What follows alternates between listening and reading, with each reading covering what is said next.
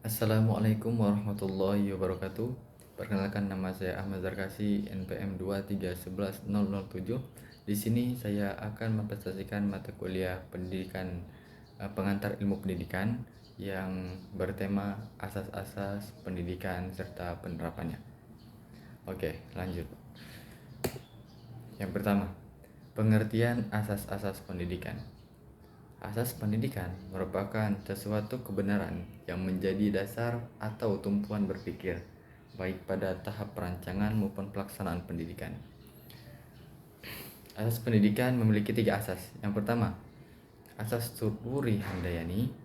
Yang kedua, asas belajar sepanjang hayat. Dan yang ketiga, asas kemandirian dalam belajar. Asas-asas pendidikan. Yang pertama, asas Tutwuri Handayani, yaitu Tutwuri, yang berarti mengikuti perkembangan sang anak dengan penuh perhatian yang berdasarkan cinta kasih tanpa pamrih. Dan Handayani artinya mempengaruhi dalam arti merangsang, memupuk, membimbing, dan menggairahkan anak agar sang anak mengembangkan pribadi masing-masing melalui disiplin pribadi. Itu arti Tutwuri Handayani.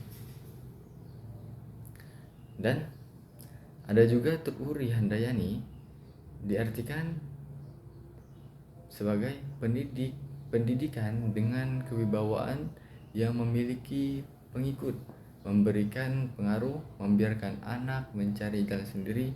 Jika anak melakukan kesalahan, baru pendidik memberitahu.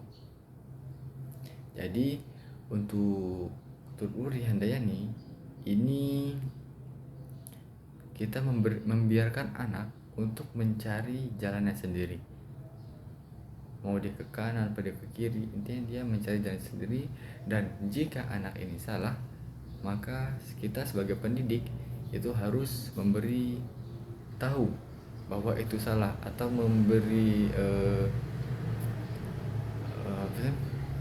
memberikan jalan yang benar.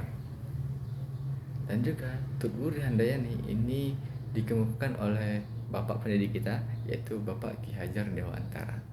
Oke, lanjut. Yang kedua, asas belajar sepanjang hayat. Oh, belum. Di dalam Tutwuri Handayani itu ada konsep, ada 5 konsep. Yang pertama, pendidikan tanpa paksaan.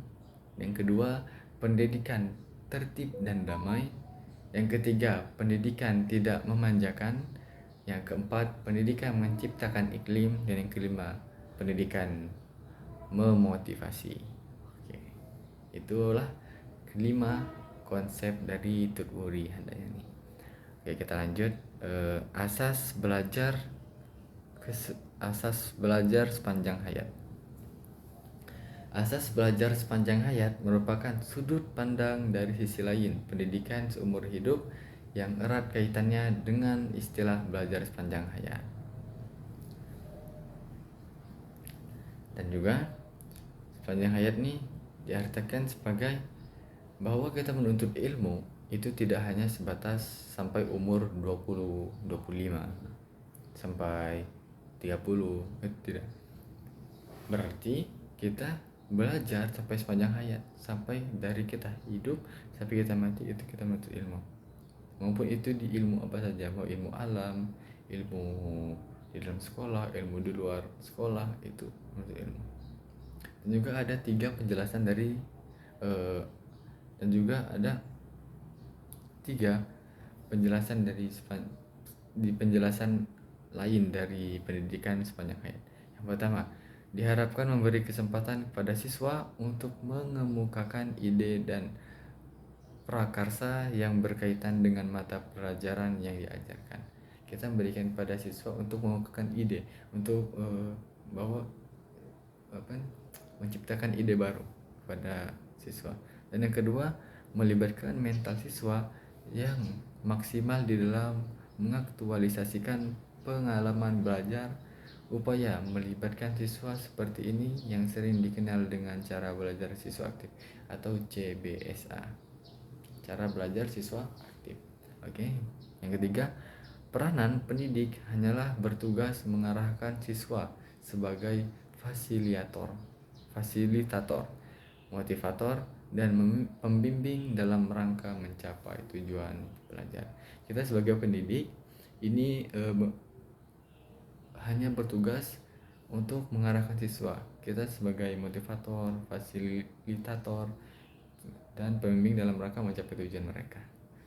Oke, lanjut. Yaitu asas kemandirian dalam belajar.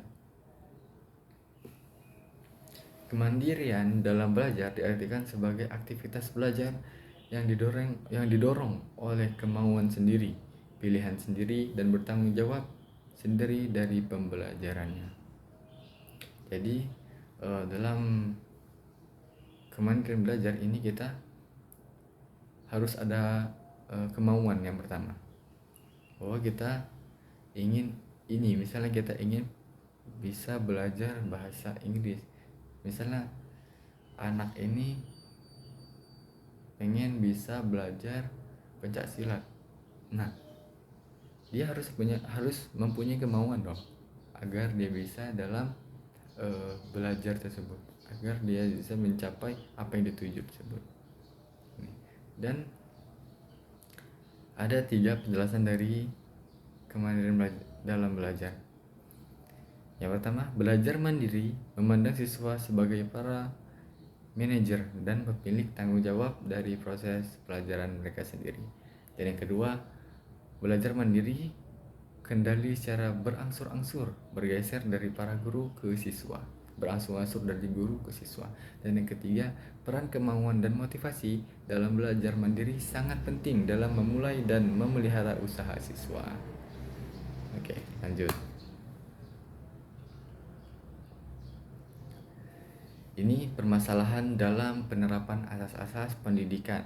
Yang pertama, masalah pendekatan komunikasi oleh guru. Yang kedua, masalah peranan pendidik. Dan ketiga, masalah tujuan belajar. Ketiga ini sering dialami oleh pendidikan dalam penerapan asas-asas pendidikan. Yang pertama itu masalah pendekatan komunikasi oleh guru. Banyak pendidik, banyak guru itu salah dalam pendekatan komunikasinya. Contohnya dalam mengajarkan anak atau dalam pendekatan komunikasi anak, dalam mengajar pendekatan itu tidak boleh dalam berkata kasar. Banyak, hey kamu jangan gini aturan, nah ini nggak boleh, jadi harus begini. Nah itu yang benar. Kemudian masalah peran pendidik, dia banyak juga guru mengajarkan tidak senonoh. Misalnya dalam kalau di era sekarang itu ya TikTok kan gitu-gitu, itu kan tidak senonoh, itu membuat hal yang tidak ada manfaat gitu. Yang ketiga masalah tujuan belajar. Banyak tujuan belajar ini hanya untuk mencari ijazah, tidak untuk mencari ilmu. Banyak saya ingin sekolah di sini SMA, selesai SMA saya ingin bekerja, ingin mendapatkan ijazah saja. Banyak itu salah tujuan dari masalah tujuan belajar. Oke. Pengembangan penerapan asas-asas pendidikan. Yang pertama, mengembangkan komunikasi 2 arah. Contohnya dengan adanya hubungan timbal balik antara siswa dan guru. Dan yang kedua, menggeser peranan pendidik menjadi fasilitator, informator, motivator, dan organisator. Yang ketiga, mengembangkan tujuan belajar menjadi learning to do, learning to know, learning to be, learning to live together. Dan di ketiga ini, yaitu yang ketiga ini pengembangan penerapan asas pendidikan. Contohnya tadi dengan adanya hubungan timbal balik antara siswa dan guru. Kalau misalnya guru menugaskan ini, ya siswa harus ikut ini. Dan harus ada timbal balik yang baik lah antara guru dan siswa agar menciptakan asas pendidikan yang baik. Dan yang kedua, menggeser peranan pendidik menjadi fasilitator, informator, motivator, dan organisator. Dan kita dan sebagai pendidik itu harus menjadi fasilitator, informator, motivator, dan organisator. Dan yang ketiga, mengembangkan tujuan belajar menjadi learning to do, learning to know, learning to be, learning to live together. Oke. Dan ini ada konsep development learning. Yang pertama, learning to know, artinya belajar mengetahui, mencari tahu informasi yang dibutuhkan dan berguna bagi kehidupan. Itu learning to know itu kita harus belajar untuk mengetahui informasi yang dibutuhkan dan informasi ini berguna untuk kehidupan kita. Kemudian learning to be, artinya sangat penting mengajarkan peserta didik agar menjadi pribadi mandiri. Ketiga, learning to live together, artinya menanamkan kesadaran pada peserta didik bahwa mereka bagian dari kelompok masyarakat. Dan yang keempat, learning to do, mengajarkan peserta didik untuk memecahkan permasalahan di sekitarnya. Nah, ini adalah 4 konsep dari development learning. Oke. Kesimpulannya, asas-asas pendidikan terdiri dari Tutwuri Handayani, belajar sepanjang hayat, dan belajar mandiri. Terdapat beberapa perbedaan pada asas-asas tersebut. Asas Tutwuri Handayani menekankan pada peran pendidik dan anak didik dalam proses belajar mengajar, dan asas belajar sepanjang hayat menekankan pada peran anak pendidik dalam belajar, sedangkan asas kemandirian menekankan pada proses belajar yang harus mandiri. Ini dari kesimpulan asas-asas pendidikan dan penerapannya. Oke, thank you very much. Terima kasih. Sekian dari saya Ahmad Dakasi, undur diri. Wassalamualaikum warahmatullahi wabarakatuh.